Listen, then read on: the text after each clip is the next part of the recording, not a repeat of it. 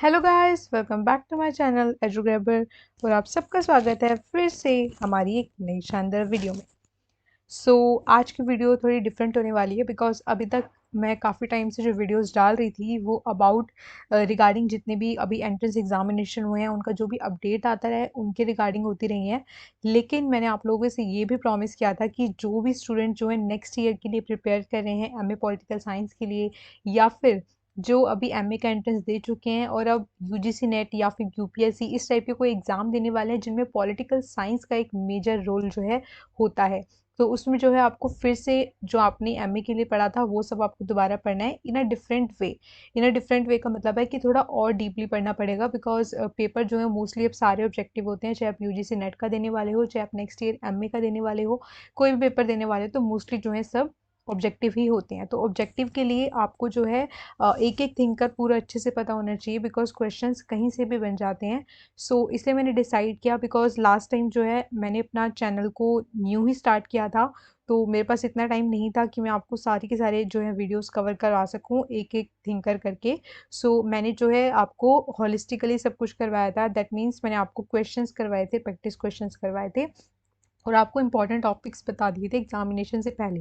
लेकिन this year हमारे पास पूरा 1 ईयर है, तो मैं आपको कोशिश करूँगी एक एक टॉपिक पे सेपरेट वीडियो लाने का, बिकॉज मुझे पता है कि जितने सारे कोचिंग वगैरह होते हैं ऑनलाइन सब बच्चे उसको अफोर्ड नहीं कर सकते हैं। और साथ ही साथ कई बार बच्चों को ये होता है कि हमें 50% नॉलेज ऑलरेडी है, so why we should waste money on any coaching centre. ठीक है, तो मैं यहाँ पे जो है टॉपिक बाय टॉपिक चलूँगी। तो यहाँ पे मैंने जो सबसे पहले स्टार्ट किया है वो मैंने इंडियन पॉलिटिकल थॉट स्टार्ट किया है। ओके, इसके बाद मैं वेस्टर्न पॉलिटिकल थॉट, इस तरीके से सारी चीज़ें जो है एक एक करके कवर करूँगी। आईआर मैं ऑलरेडी कवर कर चुकी थी, तो अगर आपने मेरी आईआर के वीडियोस नहीं देखी है तो जाके उनको ज़रूर वॉच कर लेना। चैनल पे प्लेलिस्ट आपको मिल जाएगी इंटरनेशनल रिलेशन की। ओके, और बाकी एमसीक्यू वगैरह आप इसके बाद जाके प्रैक्टिस कर सकते हो, उसकी भी अलग से जो है मैंने सीरीज़ चला रखी थी, वो आप मेरे चैनल पर जाके चेक कर सकते हो। ओके, आज हम स्टार्ट करने वाले हैं पंडिता रमाबाई से। और पंडिता रमाबाई से स्टार्ट करने का एक मेरा पर्सनल रीज़न है कि मुझे जो उनकी जर्नी रही है वो मुझे स्पेशली मतलब उस टाइम के अकॉर्डिंग एक वुमेन की इस टाइप की जर्नी मतलब बहुत ही ज़्यादा इंस्पायरिंग है। मैं आपको पूरा एक एक चीज़ बताऊंगी, उनकी पूरी जो है बायोग्राफी समझाने की कोशिश करूंगी, आसान वर्डों में समझाने की कोशिश करूंगी ताकि आपको वो एक स्टोरी की तरह लगे। ठीक है, आपको जो है इंडियन पॉलिटिकल थिंकर से वेस्टर्न पॉलिटिकल थिंकर किसी को भी ऐसे नहीं रटना कि वो आपको एग्जामिनेशन पॉइंट ऑफ व्यू से पढ़ने हैं। आपको कोई भी जो सब्जेक्ट है वो तभी आपको पसंद आने लगेगा, तभी आपका इंटरेस्ट बनेगा जब आप उसको एज अ स्टोरी पढ़ोगे और उससे कनेक्ट कर पाओगे। तो इसीलिए मैंने इस पीपीटी को इस तरीके से फ्रेम किया है जिसमें हम स्टेप बाय स्टेप चलेंगे ताकि आप जो है एक कनेक्शन फील कर सको उस थिंकर से, जो भी थिंकर मैं आपको पढ़ाऊंगी। ठीक है, लेकिन आपको वीडियो वॉच करते टाइम मेरा एक आपसे रिक्वेस्ट है कि प्लीज़ पूरा ध्यान लगा के पढ़ना, पूरा ध्यान से सुनना ताकि आप स्टोरी से खुद को रिलेट कर पाओ। ओके, तो जैसे भी आपको रिलेट करना है आप उसको रिलेटेबल समझ सकते हो। और स्टार्ट करने से पहले आपसे एक छोटा सा रिक्वेस्ट है, अगर आप चैनल पे नए हो तो प्लीज़ सब्सक्राइब जरूर कर लेना बिकॉज ऐसी इंपॉर्टेंट वीडियोस आपके लिए हम लेकर आते रहते हैं। ठीक है, और पसंद आए तो प्लीज़ लाइक कमेंट और शेयर भी करना। ठीक है, let's start with our Pandita Ramabai. Okay,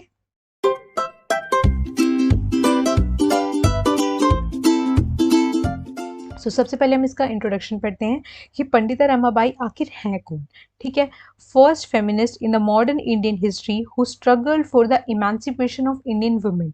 okay, ये 1858 यहाँ पे बाय मिस्टेक आ गए, नेक्स्ट ये नेक्स्ट लाइन का है। ओके, तो यहाँ तक हमें पढ़ना है इमेंसिपेशन ऑफ इंडियन वुमेन, या इमेंसिपेशन का मतलब होता है मुक्ति। तो ये मॉडर्न इंडियन थॉट की फर्स्ट ऐसी फेमिनिस्ट थिंकर मानी जाती हैं, नारीवादी थिंकर मानी जाती हैं जिन्होंने वुमेन के लिए, वुमेन की इमेंसिपेशन के लिए काम किया था। इमेंसिपेशन किन चीज़ों से? उन सारे हर्डल से जो कि समाज ने उनके ऊपर लगा रखे थे, उनके परिवार वालों ने उनके ऊपर लगा रखे थे, सोसाइटी ने उनके ऊपर लगा रखे थे। तो उन सबको रिस्ट्रिक्शंस के अगेंस्ट खड़े होना और उनको रिमूव करने का काम करना, उन सब के लिए आवाज़ उठाना, वो सबसे पहले किसने किया था? पंडिता रमाबाई ने ही किया था। Okay, 1858, during her childhood, she lived the life of a Brahmin pilgrim. Her father opened the way of Sanskrit learning and training in public leadership for her, which was especially remarkable. तो सबसे special बात पंडित रमाबाई के बारे में क्या है? ऐसे समय पर जहाँ पर वुमेन को मतलब स्कूल भी नहीं भेजा जाता था, उनके लिए एजुकेशन के लिए मतलब शून्य माना जाता था कि वुमेन एजुकेशन का क्या करेंगी। ऐसे में एक ब्राह्मण परिवार में परिवार पैदा होते हुए भी उनके जो पिता थे, उन्होंने इतना बड़ा कदम लिया था कि उन्होंने पूरे सोसाइटी के अगेंस्ट जाकर अपनी जो बेटी थी उसको संस्कृत सिखाया, उनको संस्कृत की लर्निंग दी। ठीक है, जिस तरीके से आज हम सारी चीज़ें पढ़ते हैं, प्रोफेशनल कोर्सेज को महत्व देते हैं, इंग्लिश को महत्व देते हैं, उस टाइम पे जो संस्कृत थी वो सबसे ज़्यादा आप मान सकते हो कि एक लोकप्रिय चीज़ थी। यानी कि अगर आप एक हाई स्टेटस पाना चाहते हो, इसका मतलब आपको संस्कृत आती है, यानी कि संस्कृत को एज अ बहुत बड़ी चीज़ देखा जाता था अगर आप संस्कृत सीख रहे हो तो। ओके। तो और ऐसे में अगर कोई महिला संस्कृत सीख रही है तो समाज के लिए उसे हजम कर पाना ऐसी बात को बहुत ही ज़्यादा जो है मुश्किल था। उसके बावजूद भी जो उनके पिता थे ब्राह्मण परिवार में पैदा होने के बाद भी उन्होंने उन्हें संस्कृत की तालीम दी और उन्होंने संस्कृत में बहुत अच्छा ही उन्होंने जो है आगे चल के काम किया और संस्कृत को बहुत अच्छे से उन्होंने ग्रैब किया, जिसके कारण उन्हें केसरी हिंद अवार्ड भी मिला था, जो हम इसी पीपीटी में आगे पढ़ेंगे। Okay. Highest title possible in India for women that of Saraswati meaning goddess of wisdom, उनको सरस्वती का नाम दिया गया यानी कि गॉडेस ऑफ विजडम। ठीक है, विजडम का मतलब यहाँ पे नॉलेज से है। ठीक है, ज्ञान की एक तरीके से देवी आप कह सकते हो, ज्ञान की देवी के रूप में उन्हें देखा गया। ठीक है, Ramabai ignored caste restrictions and married a man of Shudra varna lower caste Bipin Bihari Mahadevi, ठीक मेहादेवी। ठीक है, ये एक बहुत ही इंपॉर्टेंट लाइन है। ठीक है, जो उस टाइम पे कास्ट रिस्ट्रिक्शंस थे, आपको पता ही होगा कि अगर आपने वर्णाश्रम पढ़े हैं तो उसमें 4 जो हैं वर्ग होते हैं, जिसमें जो शूद्र होते हैं वो सबसे नीचे होते हैं, जिनको जो ब्रह्मा जी थे उनका 4 अंग माना जाता है। तो जो ब्राह्मण होते हैं उनको मुख माना जाता है, यानी कि ब्राह्मण को सबसे हाई लेवल का माना जाता है, और जो शूद्र होते हैं उन्हें ब्रह्मा जी का पैर माना जाता है, यानी कि वो सबसे लोअर लेवल के होते हैं। लेकिन समाज में इतनी कठोर तरीके से जो वर्ग विभाजन जो था मौजूद था, उसके बावजूद भी जो पंडिता रमाबाई थी वो सोसाइटी के अगेंस्ट गई और उन्होंने एक शूद्र वर्ग के इंसान से जो है लव मैरिज की थी, और उनका नाम था बिपिन बिहारी। तो आप देख सकते हो कि उस समय पर जहाँ पर वुमेन के लिए मतलब घर से बाहर तक निकलना इतना डिफिकल्ट था, उतना सब कुछ होने के बावजूद भी वो घर से बाहर भी गई, उन्होंने पढ़ाई-लिखाई भी करी, उन्होंने कास्ट रिस्ट्रिक्शंस को हटाते हुए लव मैरिज की एक शूद्र व्यक्ति से, जो कि बहुत ही लो कास्ट से जो है बिलॉन्ग करते थे। तो आप मतलब उस फीमेल की जो है करेज को आप इमेजिन कर सकते हो कि क्या करेज उन्होंने उस टाइम पर जो है दिखाया होगा पूरी सोसाइटी के अगेंस्ट। ओके।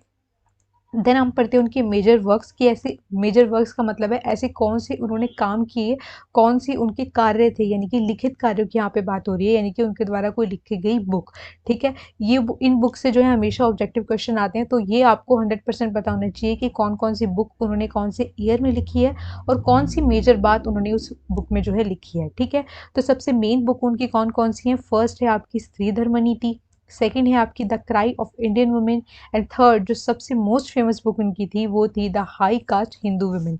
इसी के बाद जो है उनको सबसे ज़्यादा एक्नॉलेज करने लग गए थे सभी के सभी लोग। ठीक है, सबसे पहले हम बात करते हैं श्री धर्म नीति की। इसमें उन्होंने क्या बताया था? Which consist morals for women and was published इन 1882, जिसमें उन्होंने बताया था कि वुमेन को कौन से मॉरल्स को जो है उनको फॉलो करना चाहिए अपनी लाइफ में। ठीक है, सेकेंड है आपकी the cry of Indian women, जो कि बहुत ही फेमस बुक है उनकी, was about the devastating conditions of Indian women which included marriage at a very early age after marital harassment and heinous practices that were forced followed by a Hindu widow. It was published in 1883। तो in simple words the cry of Indian women में उन्होंने क्या बताया था? उन्होंने उन महिलाओं की परिस्थिति को समझाने की कोशिश की थी जिन महिलाओं की बहुत ही कम उम्र में जो है शादी कर दी जाती थी, और उसके बाद उन्हें किस तरीके से घर में हैरेसमेंट का जो है झेलना पड़ता था, बिकॉज वो बहुत ही एक तो एज में छोटी होती थी, उसके बाद जो है हस्बैंड के साथ उनका फिजिकल रिलेशन होना, और जो उनके हस्बैंड होते थे वो उनसे काफ़ी ज़्यादा एज के होते थे। तो एक तरीके से वो म्यूचुअल अंडरस्टैंडिंग से ना होकर एक तरीके का हैरेसमेंट बनकर रह जाता था। उसके अलावा उन्हें घर के काम करने पड़ते थे और फोर्सफुली करने पड़ते थे, बिकॉज वो छोटी एज की होती थी और उन पर इतना ज़्यादा जो है बर्डन डाला जाता था, तो वो क्या-क्या जो है उनको दिक्कतें सहन करनी पड़ती हैं एक छोटी उम्र में शादी होने के बाद। तो वो सब इन्होंने अपनी इस बुक में बताया था, the cry of Indian women, जो कि 1883 में जो है पब्लिश की गई थी। नेक्स्ट है आपका the high caste Hindu women, जो आप उनकी मोस्ट फेमस बुक है। considered the prime motive for the women empowerment and emancipation. This book was a critique for the inferior status of women in Indian society. It was published in 1887. So basically the high caste Hindu women में उन्होंने क्या बताया था, इस book का जो motive था, ठीक है, इस बुक का मोटिव था विमेन की इमेंसिपेशन, यानी कि उनको मुक्ति दिलवाना, और उनकी एम्पावरमेंट, यानी कि उनको एक तरीके से बढ़ावा देना, उनको बलशाली बनाना, ठीक है। This book was for the critic of inferior status, यानी कि इस बुक में क्या बताया गया था, उन सब चीज़ों पर कटाक्ष किया गया था जिन चीज़ों से जो है वुमेन को बहुत ज़्यादा इन्फीरियर फील कराया जाता था। इन्फीरियर का मतलब होता है बहुत ही छोटा और कमज़ोर फील कराया जाता था पूरी की पूरी सोसाइटी के अंदर। सो बेसिकली इसका नाम the high caste Hindu women ही क्यों था। उनका क्या मानना था, पंडित रमाबाई का क्या मानना था कि जो बड़े परिवार होते हैं, जो ब्राह्मण परिवार होते हैं, जो अमीर परिवार होते हैं, उनमें जो है वुमेन का जो शोषण होता है वो ज़्यादा होता है in comparison to lower caste women, ठीक है। फॉर एग्जांपल एक ब्राह्मण कास्ट की वुमेन है जिसके ब्राह्मण परिवार में शादी हुई है, और एक शूद्र कास्ट की वुमेन है जिनके लोअर कास्ट में शादी हुई है। तो उनका ऐसा मानना था कि जो शोषण है, जो एक्सप्लॉइटेशन है, जो हैरेसमेंट है, वो एक हाई कास्ट की वुमेन को ज़्यादा झेलना पड़ता है। अब आप सोच रहे होंगे कि ऐसा क्यों।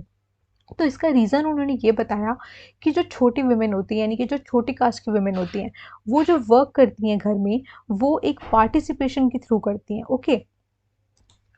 जैसे कि जो उनकी मेल होते हैं वो उनके साथ पार्टिसिपेशन में काम करती हैं। फॉर एग्जांपल आपने गाँव में देखा होगा कि जो वुमेन होती है वो घर का काम भी करती है और खेत का काम भी करती है। और शहरों में आपने देखा होगा कि जो छोटे परिवार होते हैं, जो वर्कर्स होते हैं, मज़दूर होते हैं, वो घर पर भी खाना बनाने का काम करती हैं, और जो बाहर जहाँ पे वो मज़दूरी करती हैं वहाँ पर भी वो अपने जो हस्बैंड होते हैं उनके साथ मिलकर मज़दूरी करती है। तो ऐसे में उनका क्या मानना था कि जो छोटी कास्ट की वुमेन है, एटलीस्ट उनको अपॉर्च्युनिटी मिल रहा है वही सेम काम करने का, उसी सेम स्टेटस पर, उसी सेम लेवल पे आके काम करने का जो कि मेल कर रहे हैं। लेकिन जो हाई कास्ट की वुमेन होती है उन्हें इतना प्रोटेक्टिव करके रखा जाता है, उन्हें सिर्फ़ घर की चार दीवारी में बंद कर दिया जाता है, और उन्हें कहा जाता है सिर्फ़ आपका जो भी संसार है, जो आपका वर्ल्ड है, सिर्फ़ इन चार दीवारी तक ही सीमित है, आप घर से बाहर नहीं जाएँगी। उन्हें कोई सामान के लिए, किसी छोटी से छोटी चीज़ के लिए भी बाहर जाने की अनुमति नहीं होती है, ठीक है? तो इसलिए उनका मानना था कि जो ज़्यादा हैरेसमेंट है और एक्सप्लॉइटेशन है वो हाई कास्ट वुमेन का जो है ज़्यादा होता है, ओके? आई होप आपको समझ आ रहा होगा। नेक्स्ट है उनका फेमिनिस्ट डिस्कोर्स, जो उनका मेन डिस्कोर्स है कि उन्होंने फीमेल को लेकर क्या कहा था, ठीक है?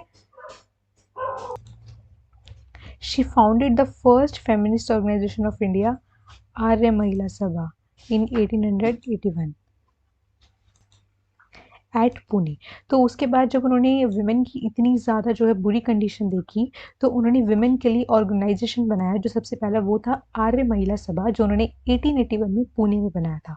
मोस्ट इंपॉर्टेंट है, ऑब्जेक्टिव क्वेश्चंस में आता है और रिपीटेड क्वेश्चन आता है, ठीक है। तो आपको इसको ज़रूर ध्यान रखना है कि कौन कौन सी जो सभाएं उन्होंने इस्टेब्लिश की थी और उनका क्या मोटिव था, ठीक है। तो ये सब आपको याद रखना है, और इनका ईयर भी याद रखना है कि कौन से ईयर में जो है इस्टेब्लिश की गई थी। नेक्स्ट है, further, she decided to go to the England to seek British support for the widows' home in India, and wrote The Cry of Indian Women, which contained details of Indian women's oppression through early marriage, marital harassment and widowhood.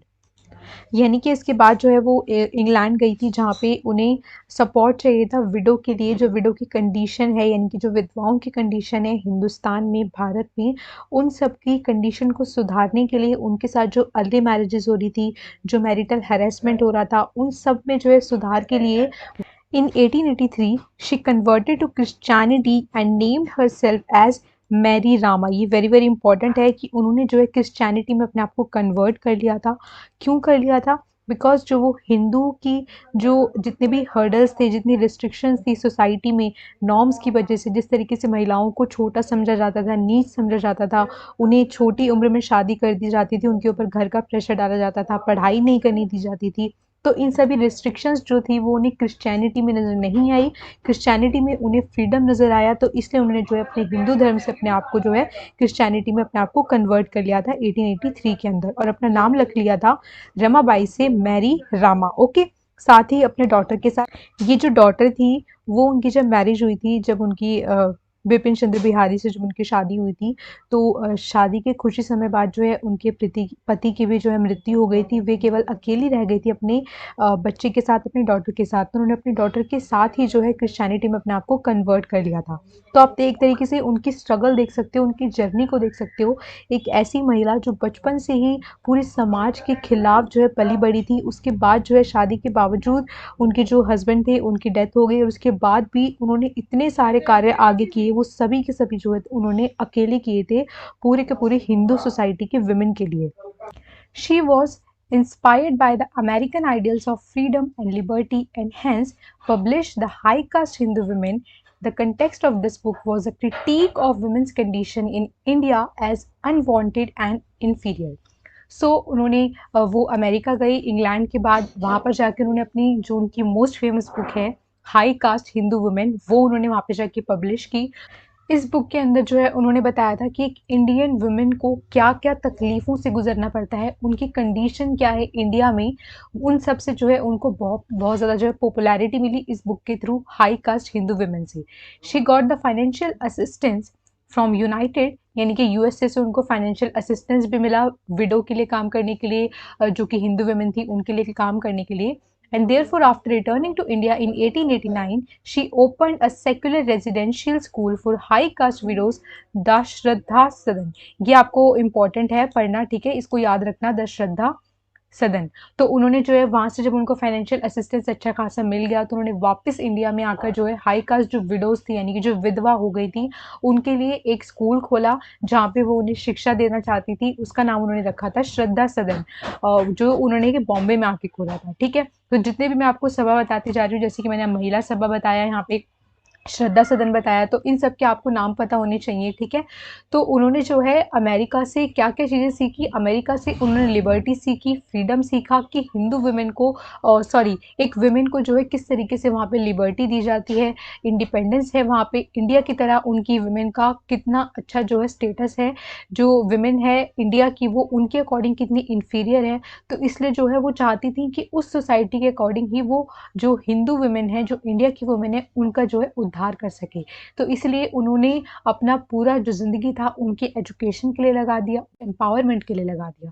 ठीक है, वो उनको पूरी तरीके से emancipation कराना चाहती थी, उनको मुक्ति दिलाना चाहती थी इन सारे के सारे जो है सामाजिक हर्डल से। ओके, नेक्स्ट चलते हैं।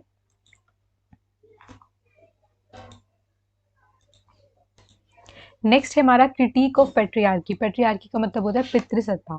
किस तरीके से उन्होंने पेट्रियार्की का जो है क्रिटिक किया था, पेट्रियार्की की अगेंस्ट में उन्होंने क्या क्या कमेंट्स दिए थे, वो आपको याद रखने ज़रूरी हैं। द आर्य महिला सभा, जो कि उन्होंने वुमेन के लिए खोला था, the Arya Mahila Sabha to promote education among native women and discouragement of child marriage. तो जो उनका आर्य महिला सभा उन्होंने खोला था, उसका जो मोटिव था, जो एम था, वो था उनका एजुकेशन दिलाना। ठीक है, वुमेन को एजुकेट करना। उनका कहना था कि अगर वुमेन एजुकेट होंगी तो वो इन सारी हर्डल्स के खिलाफ, इन सारी रिस्ट्रिक्शंस के खिलाफ जो है खुद ही खड़ी हो सकती हैं, खुद ही अपनी आवाज़ वो खुद बन सकती हैं। ठीक है, और इन सब से जो है क्या होगा, डिस्करेजमेंट ऑफ चाइल्ड मैरिज होगा।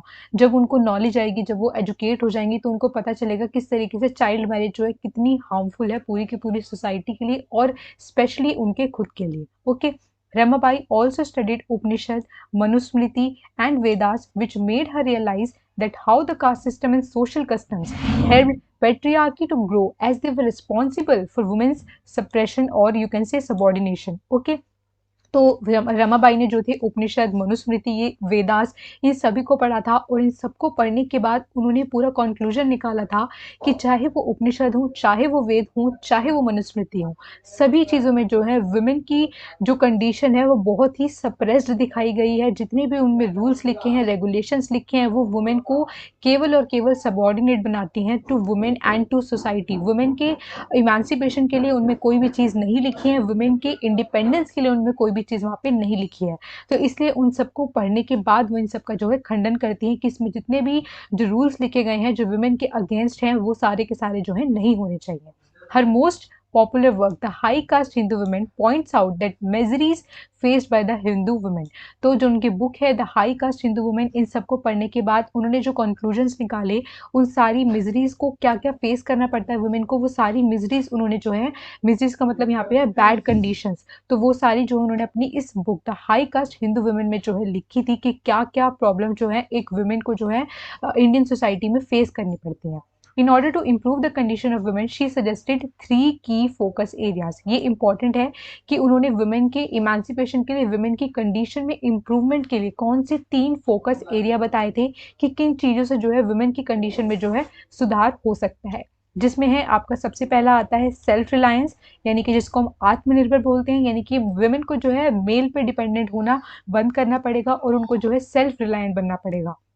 सेकेंड है आपका एजुकेशन, कि जब वुमेन एजुकेट होंगी तो वो अपने हक के लिए खुद खड़ी हो पाएंगी, सही और गलत में फ़र्क समझ पाएंगी. नेटिव वुमेन टीचर्स, उनका ये मानना था कि स्कूल्स में जो है वुमेन टीचर होनी चाहिए, बिकॉज अगर एक मेल टीचर आपको पढ़ाता है तो उसमें कहीं ना कहीं जो है मेल सेंटिमेंट्स को बढ़ावा देने की ताकत रहेगी, यानी कि वो जो है एक मेल पर्सपेक्टिव से जो है हर चीज़ को देखने की कोशिश करेगा. तो इसलिए उनका मानना था कि स्कूल्स में जो है एक वुमेन टीचर का होना, सॉरी एक नहीं मतलब काफ़ी सारी इस तरीके की वुमेन टीचर का होना बहुत ज़्यादा ज़रूरी है, जो अपनी ही जैसी जो दूसरी महिलाएं हैं उनको समाज में जो है बढ़ावा दिलवा सकें और समाज में जो है एक इक्वल पोजीशन दिलवा सके according to male. Okay, next चलते हैं. Ramabai also played an important role in Congress convention demanding civil rights for women, and to catch the attention of British government for the needed reforms, she spoke on 2 resolutions. तो जो रमाबाई थी उन्होंने जो कांग्रेस का convention था वहाँ पर भी जो है वुमेन के लिए सिविल राइट्स की डिमांड की थी, लेकिन कांग्रेस, आपको ध्यान रखना है, कांग्रेस उस टाइम पर जिस तरीके से इंडिपेंडेंट पार्टी, इंडिपेंडेंस के बाद पार्टी बनी है वैसी नहीं थी. उस टाइम पे जो है कांग्रेस एक तरीके का, इस तरीके का मंच था जहाँ पे लोग जो है इकट्ठे होकर अपनी डिमांड को सरकार के सामने रखते थे. तो उसमें जो है उन्होंने शामिल होकर वुमेन के लिए सिविल राइट को मांगा था. उनका मानना था कि जिस तरीके से जो राइट मेल को मिले हुए हैं उसी तरीके के सिविल राइट जो है वुमेन को भी मिलने चाहिए. इस बात को लेकर शी स्पोक ऑन 2 रेजोल्यूशंस, उन्होंने 2 रेजोल्यूशंस पर बात की. पहला था relating to marriage and shaving head of the widows, यानी कि उन्होंने बोला था कि जिस तरीके से एक विधवा शादी के बाद जब विधवा बनती है, उसके पति की मृत्यु के बाद जब वो विडो बनती है तो उसके जो बाल हैं वो काट दिए जाते हैं, उनको जो है ज़मीन पर सुलाया जाता था, उनको जो है सफ़ेद साड़ी ही पहननी पड़ती थी. जैसे कि आपने इंडियन मूवीज़ में देखा होगा, तो वो सब जो आज आपको देखने को नहीं मिलता, लेकिन उस टाइम पर वो चीज़ें रियल में होती थी. सिर्फ जो विडो थी उसको वाइट साड़ी में ही रहना पड़ता था, उसके बाल काट दिए जाते थे, उनको केवल ज़मीन पर ही सोने के लिए मजबूर किया जाता था. तो इन सबको रिमूव करने के लिए जो है उन्होंने फर्स्ट रेजोल्यूशन दिया था. और सेकंड था injustice faced by the widows by depriving her of property rights if she marries again. both these resolution were passed. तो सेकेंड रेजोल्यूशन उनका क्या था कि जब विमेन की पति की, यानी कि उनके हस्बैंड की जब मृत्यु हो जाती है तो और अगर वो किसी और जो है मेल से दोबारा कभी शादी कर लेती है तो उसके जो प्रॉपर्टी राइट थे उसके पहले वाले हस्बैंड पर वो जो है चले जाते थे. तो उनका मानना था कि वो नहीं होना चाहिए, उसका पूरा हक है, बिकॉज वो उसकी जो है वाइफ थी और अब उसके हस्बैंड ना होने के बाद उसकी प्रॉपर्टी पे उसका राइट होना चाहिए. ठीक है, तो ये दोनों ही रेजोल्यूशन जो है पास किए गए थे. शी बिल्ड श्रद्धा सदन, जो मैं आपको पहले भी बता चुकी हूँ, in Pune after collecting funds from America for providing a shelter to widows. ठीक है, जो उन्होंने फंड पूरा कलेक्ट किया था अमेरिका से, वो उन्होंने इंडिया में आके विडोज के काम के लिए लगाया, उन्होंने उनके लिए शेल्टर बनाया. But due to plague epidemic it was shifted to Kedgaon as Mukti mission. Okay, and consisted of not only Hindu womens but famine victims, sexually assaulted, blind and old women in this Mukti Sadan. तो जिस तरीके से अभी आप कोरोना को देख रहे हो, इसी तरीके से उस समय पर जो महामारी थी उसका नाम था प्लेग एपिडेमिक. तो प्लेग जो है एक तरीके की बीमारी होती है, जैसे अभी कोरोना फैला हुआ है उसी तरीके से इतनी ही बड़ी जो है तादाद पर जो है फैला हुआ था प्लेग. तो उसके बाद उन्होंने क्या किया, जो श्रद्धा सदन था उसको वहां से हटाकर उन्होंने केडागॉन में शिफ्ट कर दिया था, उसका नाम रख दिया था मुक्ति मिशन, जो आज भी वहां पर कार्य कर रहा है. लेकिन पहले जो था श्रद्धा सदन वो केवल हिंदू वुमेन के लिए था, लेकिन इस बार जो उन्होंने मुक्ति मिशन बनाया था उसमें उन्होंने सारी वुमेन को जो है आने का, पार्टिसिपेट करने का मौका दिया, जिसमें फेमाइन विक्टिम भी थी, जो सेक्सुअली असॉल्टेड वुमेन थी वो भी थी, जो ब्लाइंड थी, ओल्ड थी, यानी कि कुल मिलाकर हर तरीके की महिलाओं को जो है उन्होंने मुक्ति मिशन में जो है अपनी जगह दी थी. इन 1919 यानी कि 1919 the British government awarded the Kaisar-e Hind medal. Very very important, इससे हमेशा क्वेश्चन आता है कि केसरे हिंद उपाधि किसको मिली थी या कब मिली थी। ठीक है, तो आपको याद रखना है कि 1919 में मिली थी केसरे हिंद, उनका केसरे हिंद का अवार्ड मिला था for her distinguished services to the Indian education system. एक तो वो संस्कृत उन्होंने बहुत अच्छी उनको आती थी, वो बहुत अच्छी तालीम उन्हें मिली हुई थी। उसके बाद जो उन्होंने अपनी एजुकेशन का फ़ायदा उठाकर अपने एजुकेशन को जो है प्रोडक्टिव वर्क में लगाया, वुमेन की इमेंसिपेशन के लिए काम किया, इंडियन वुमेन के सुधार के लिए काम किया। तो उनकी सारी जर्नी को देखते हुए, उनके कार्यों को देखते हुए गवर्नमेंट ने जो है उन्हें एक उपाधि दी जिसका नाम था Kesare Hind. Okay, so main चीज़ जो थी वो मैंने आपको सारी की सारी पढ़ा दी हैं इन ब्रीफ। अगर मैं आपको एक छोटी सी समरी देना चाहूँ तो मैं आपको एक कुछ 2-3 लाइनों में जो है इसकी पूरी की पूरी समरी बताती हूँ कि क्या-क्या हमने अभी तक पढ़ा है। एक ऐसी वुमेन जो ब्राह्मण परिवार में पैदा हुई थी, वुमेन जो सरकार सॉरी जो समाज में इतने रिस्ट्रिक्शंस के बावजूद इतना फ्लरिश कर पाई। किस तरीके से कर पाई? उन्होंने हमेशा ही बचपन से लेकर बहुत सारी चुनौतियों का सामना किया। पहली बात तो एक वुमेन थी वो, दूसरी बात वो एक ब्राह्मण परिवार में पैदा हुई थी, बिकॉज़ वो एक हाई कास्ट वुमेन थी तो उनको वैसे ज़्यादा रिस्ट्रिक्शंस फेस करने पड़ते थे। उसके बावजूद उनके पिता ने जो है उन्हें संस्कृत की तालीम दिलवाई। उस पढ़ाई का यूज़ करते हुए उन्होंने अपने आप को इतना स्ट्रॉन्ग बनाया कि वो पूरे समाज के खिलाफ खड़े होकर उन्होंने एक शूद्र परिवार के एक जो है मेल से शादी करी, विपिन जी से। ठीक है, उसके बाद जो है विपिन जी भी जो है ज़्यादा समय तक नहीं रह पाए। वे एक डॉटर के साथ जो है अकेली रह गई थी। उनके पति का भी देहांत हो गया था बहुत ही जल्दी। तो ऐसे में वे केवल अकेली बची थी, उनके आगे पीछे कोई भी नहीं था और पूरा का पूरा समाज जो था वो उनके खिलाफ था, क्योंकि पहली बात तो वो एजुकेशन ले रही थी और दूसरी बात उन्होंने शूद्र परिवार के जो है एक मेल से शादी की थी, ब्राह्मण परिवार के होते हुए भी। तो इतने सारे रिस्ट्रिक्शंस को झेलते हुए भी वो जो है फिर भी इंग्लैंड गई। वहाँ पर भी उन्होंने जो अपने जैसी वुमेन थी इंडिया में, उनके काम के लिए वहाँ पर जो है फंड इकट्ठा करने की कोशिश की। वहाँ पर उनके लिए वहाँ पे गुहार लगाई कि किसी तरीके से जो है आप इंडियन वुमेन की जो कंडीशन में उसे तो उसमें थोड़ा सुधार लेंगे। तो वहाँ से जब ज़्यादा कुछ नहीं हुआ तो वहाँ से फिर वो अमेरिका गई, जहाँ पे उनको एक कॉलेज में बुलाया गया था इन्विटेशन के थ्रू। वहाँ उन्होंने देखा कि किस तरीके से जो क्रिश्चियनिटी है वहाँ पर वुमेन को किस तरीके से इंडिपेंडेंस दी जाती है, उनको जस्टिस मिलता है, उनको जो है पूरे के पूरे जो है इक्वल राइट्स मिलते हैं। तो वहाँ से उन्हें क्रिश्चियनिटी ने काफ़ी ज़्यादा अपने आप को अट्रैक्ट किया अपनी तरफ। तो उन्होंने जो है अपने आप को हिंदू से क्रिश्चियनिटी में कन्वर्ट कर लिया। उसके बाद जो है वहाँ से उन्होंने जितना भी अपना बुक पब्लिश किया था हाई कास्ट हिंदू वुमेन का, उसके बाद जो है वो बुक काफ़ी चली और जो फंड उससे इकट्ठा हुआ था उस फंड से वो वापस भारत आकर उन्होंने जो है वुमेन के लिए अच्छे अच्छे सदन खोले, शेल्टर खोले, उनके लिए एजुकेशन के लिए वर्क किया, उनके बेटरमेंट के लिए वर्क किया। ठीक है, तो ये थी अब तक की छोटी सी समरी जो मैंने आपको 3 से 4 लाइन के अंदर बताई। उसमें बीच में जो ऑब्जेक्टिव चीज़ें हैं जैसे कि उनके सदन का नाम, उनकी बुक्स का नाम, उनके द्वारा किए गए वर्क, तो वो सब आपको याद रखने हैं अपनी जो है एग्जाम पॉइंट ऑफ व्यू से। ठीक है, बिकॉज ऑब्जेक्टिव पेपर आता है। So thanks for watching. आज की वीडियो में सिर्फ इतना ही। उम्मीद करती हूँ कि आपको समझ आई होगी पीपीटी। और अगर आपको उसका पीडीएफ चाहिए तो मुझे टेलीग्राम पे ज्वाइन कर सकते हो। टेलीग्राम पे आप एजुग्राबर लिखोगे तो भी मिल जाएगा, या फिर आप नीचे डिस्क्रिप्शन बॉक्स में भी लिंक से ज्वाइन कर सकते हो। वहाँ पे ऑलरेडी मेरे साथ काफ़ी सारे बच्चे जुड़े हुए हैं। तो अगर आपको मेरी किसी भी वीडियो का पीपीटी चाहिए तो आप मुझे टेलीग्राम पे ज्वाइन कर लेना। वहाँ पे आपको मीडिया में सारी की सारी पीपीटी वहाँ पे मिल जाएंगी। और साथ ही साथ आपके जो भी डाउट होते हैं वो भी मैं वहाँ पे लेती रहती हूँ। तो प्लीज़ वीडियो पसंद आई हो तो लाइक, सब्सक्राइब और शेयर ज़रूर करना, अपने दोस्तों के साथ शेयर करना इस इम्पॉर्टेंट नॉलेज को, बिकॉज सब किसी न किसी चीज़ के लिए तैयारी ज़रूर कर रहे होंगे। उम्मीद करती हूँ आपको मेरी ये छोटी सी कोशिश पसंद आई होगी। सो तब तक के लिए गुड बाय। आप मिलते हैं आपसे नेक्स्ट वीडियो में। Bye bye.